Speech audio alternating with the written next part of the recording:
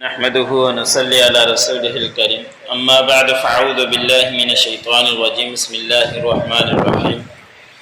ليس على الأعمى حرج ولا على الأعرج حرج ولا على المريض حرج ولا على أنفسكم أن تأكلوا من بيوتكم أو بيوت آبائكم أو بيوت أمهاتكم أو بيوت إخوانكم أو بيوت أخواتكم أو بيوت أعمامكم أو بيوت عماتكم أو بيوت أخوالكم أو بيوت خالاتكم أو ما ملكتم مفاتحه أو صديقكم ليس عليكم جناح أن تأكلوا جميعا أو أشتاتا فإذا دخلتم بيوتا فسلموا على أنفسكم تحية من عند الله مباركة طيبة كذلك يبين الله لكم الآيات لعلكم تعقلون۔ سورۃ النور کا درس چل رہا ہے۔ آج اسی سورت کی آیت نمبر 61 تلاوت کی گئی۔ قرآن پاک کے اندر بڑی آیتوں میں سے ایک یہ آیت بھی ہے کہ پوری ایک آیت ہے، اس کے اندر اللہ رب العزت نے کچھ احکام بیان فرمائے ہیں، اور اس صورت کے اندر اکثر اللہ رب العزت نے پردے کے متعلق اور گھر کے حقوق کے متعلق بیان کا تذکرہ ہوا ہے، تو آج کے آیت میں اللہ رب العزت نے کچھ احکام یہ بیان فرمائے ہیں کہ کوئی نابینا ہے، لنگڑا ہے یا کوئی بیمار ہے تو ان کے اوپر کوئی حرج نہیں ہے کہ وہ اپنے رشتہ داروں کے گھر کے اندر جا کے کھانا کھا سکتے ہیں۔ آیت اس لیے نازل ہوئی کہ کچھ اپاہج نابینا معذور پریشان ہوا کرتے تھے کہ ہم اگر کسی کے گھر سے کھا لیں گے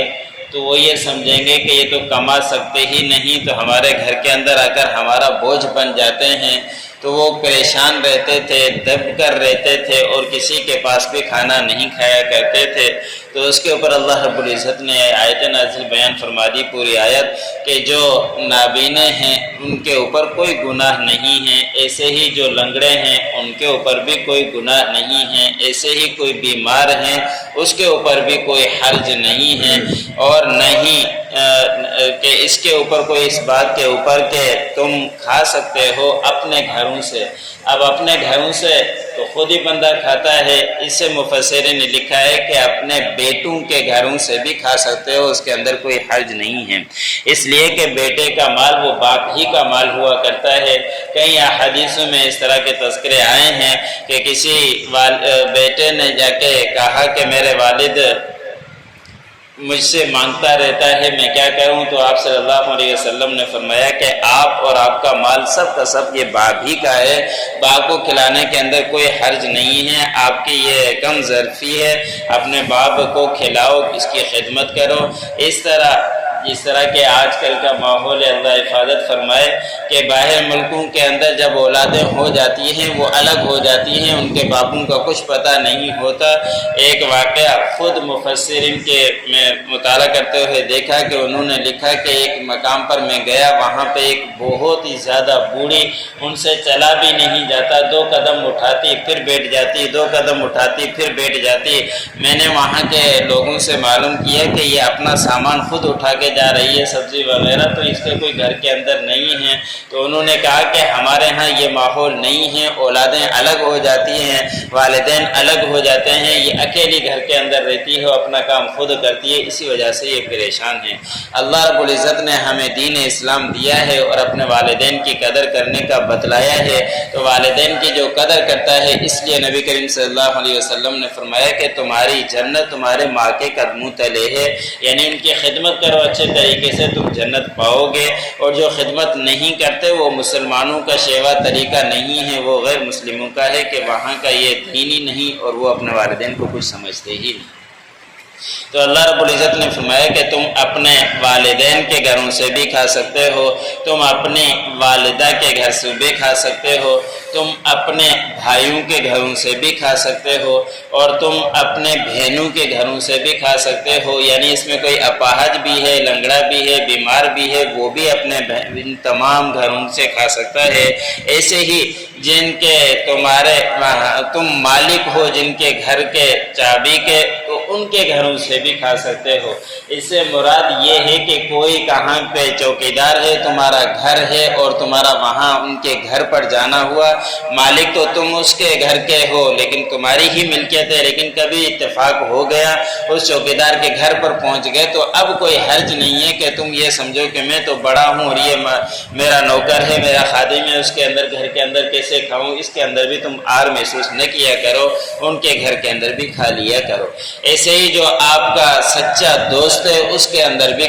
گھر کے اندر بھی کھا سکتے ہو، لیکن یہ اتفاق ہے، ہمیں یہ بھی تھوڑا سا غور کرنا چاہیے کہ کیا وہ یقینی طور پر کھلانا چاہتا ہے، اس کے اندر کوئی وہ اور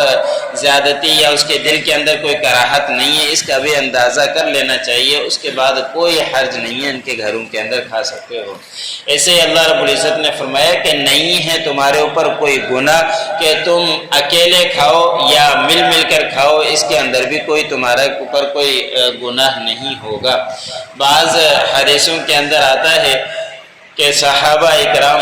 کھانا سامنے رکھ لیا کرتے تھے اور پھر دوسرے لوگوں کا انتظار کیا کرتے تھے کہ کوئی آئے ہمارے ساتھ کھائے تو پھر ہم کھائیں گے، اگر کوئی نہیں آتا تھا تو کئی دنوں تک اسی طرح کے گزر جاتے تھے کہ کوئی ہمارے ساتھ کھائے گا تو پھر ہم کھائیں گے۔ تو اللہ رب العزت نے یہ بھی فرما دیا کہ تم الگ بھی کھا سکتے ہو، اس کے اندر کوئی حرج کا معاملہ نہیں ہے، اور مل کر کھانے کے اندر برکت ہے، جس کے آپ صلی اللہ علیہ وسلم نے بیان بھی حدیثوں کے اندر آتا ہے کہ مل کر کھانے کے اندر جو برکت ہے وہ اکیلا کھانے کے اندر نہیں ہے۔ کھانے کے اندر بھی کوئی آداب ہوا کرتے ہیں کہ بیٹھ کر کھائے، دائیں ہاتھ سے کھائے، پانی پینے کے بھی آداب ہیں، دائیں ہاتھ سے پیے، 3 سانسوں میں پیے،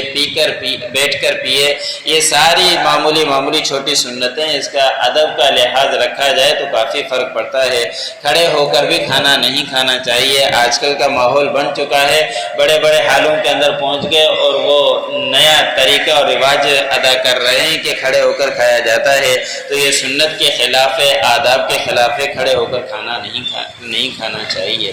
پھر اللہ رب العزت نے ایک اور تمہارے لیے، ہم تمام مسلمانوں کے لیے دعا بھی بیان فرما دی کہ جب تم اپنے گھروں کے اندر داخل ہو تو سلام کیا کرو، یہ ایک دعا ہے اللہ رب العزت کی طرف سے، اور یہ بڑی ہی بابرکت ہے اور ستھری ہے، پاکیزہ دعا ہے کہ گھر کے اندر داخل ہونے سے گھر کے اندر روزی کے اندر برکتیں ہوا کرتی ہے، اور یہ الفاظ کوئی معمولی نہیں ہے۔ السلام علیکم، اس کا مطلب یہ ہے کہ تمہارے اوپر سلامتی ہو، کوئی ہمیں دعا دے، گھر کے اندر فرشتے موجود ہو ان کو بھی دعا دے، تو یہ معمولی الفاظ نہیں، اللہ رب العزت کی طرف سے ہیں اور بڑے ہی بابرکت ہیں اور بڑے ہی پاکیزہ اور ستھرے الفاظ ہیں۔ اس کو ہم نے پھیلانا چاہیے، اس کے اندر بہت ہم کمی کرتے ہیں، جو پہچاننے والا ہے، جان پہچان والا ہے، اس کو کرتے ہیں، اور جان پہچان والا نہیں ہے اس کو نہیں کرتے۔ ہمیں ہر کسی کو پہچان ہو نہ ہو اس کو سلام کرنے کا ماحول بناتے رہنا چاہیے، اور گھر کے اندر یہ داخل ہونے کے بعد قل هو اللہ احد پڑھ لے، حدیث مبارک میں آتا ہے درود شریف پڑھ لے، سلام کر لے،